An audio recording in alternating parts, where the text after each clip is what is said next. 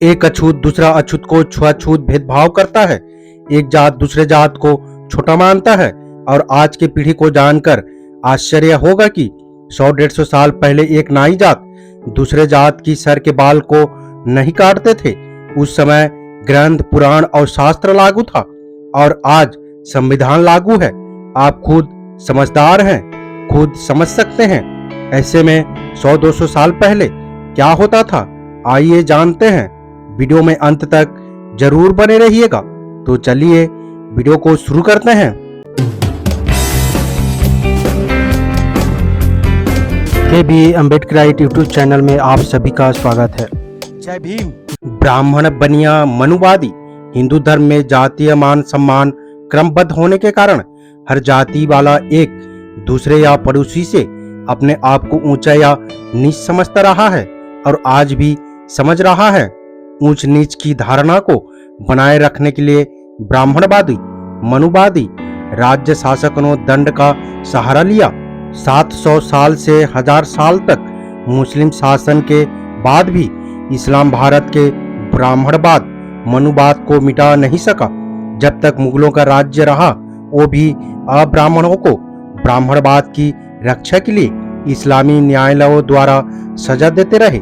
महाराष्ट्र के अछूत संत चोखामेला का उदाहरण हमारे सामने है।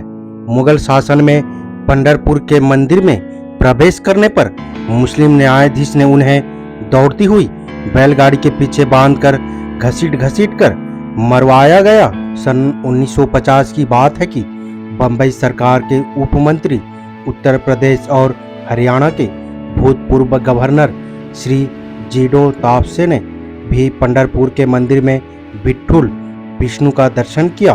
तब उनके बाहर आने पर वहां के पुरोहितों ने विठुल के मंदिर को दूध से धुलवाया।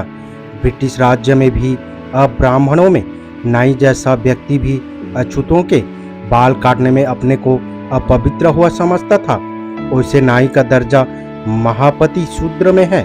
संस्कृत साहित्यों में उसे मनुष्याणा नापिते धूर्तः अर्थात मनुष्य में नाई धूर्त, ठग, कपटी, धोखेबाज कहा गया है।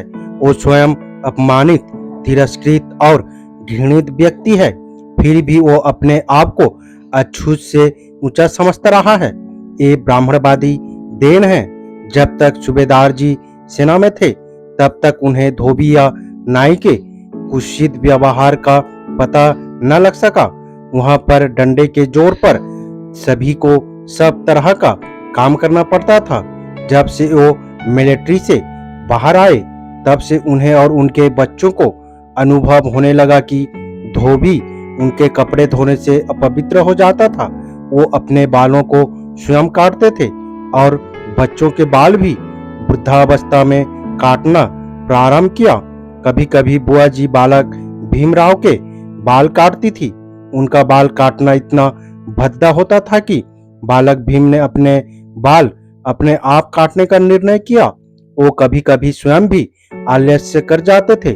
काफी दिन बाद सूबेदार जी मसूर गांव से घर आए। उन्होंने देखा कि बालक भीमराव के बाल बहुत बड़े हुए थे। सूबेदार जी को बड़ा आश्चर्य हुआ कि नाई ने महार होने के नाते बालक भीमराव के बाल काटने से इनकार कर दिया। तब सूबेदार जी ने अपने पुत्र को बाल काटते हुए कहा, बेटे, सिर के बाल बढ़ाकर घूमने फिरने से समाज में आदर नहीं मिलता। उन्हें बढ़ाने के बजाय तुम अपनी बुद्धि बढ़ाओ। इसके लिए तुम्हें दिन रात प्रयत्न करना होगा। बुद्धिमान और विद्वान ही संसार में सम्मान पाते हैं।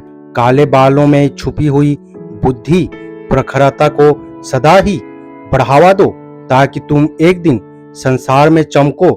यही मेरी हार्दिक इच्छा है। उसी दिन से बालक भीमराव डॉक्टर अंबेडकर ने अपने पिताजी के सामने प्रतिज्ञा ली कि वो भविष्य में सिर के बालों को न बढ़ाकर अपनी बुद्धि को बढ़ाएंगे। इसके लिए वो सतत प्रयत्नशील रहेंगे। उम्मीद करता हूँ वीडियो को समझ गए होंगे। अगर समझ गए हैं तो अपने परिवारजनों को, दोस्तों को, मूल्य राशि, SC, ST, OBC, Bahujan Samaj को शेयर जरूर करें ताकि उन्हें भी पता चल सके, जानकारी हो सके। मेरा आप सभी बहुजन समाज मुन्नू राशि अम्बेडकरवादियों से अपील है, हम अपने समाज को जागरूक करने के लिए बहुत मेहनत करते हैं और अम्बेडकर विचारधारा वाले वीडियो को लाते रहते हैं। आपकी एक सब्सक्राइब हमारे हौसले को बुलंद कर हमें दोगुनी हौसला प्रदान करता है, मजबूत करता है। इसलिए आप सभी से गुजारिश है कि हमारे चैनल को सब्सक्राइब करके हमें सपोर्ट जरूर करें, ताकि हम अगले नए वीडियो डालें तो आप तक नोटिफिकेशन जा सके और कुछ महत्वपूर्ण जानकारी मिल सके। धन्यवाद। जय भीम, जय संविधान, जय मुन्नू राशि।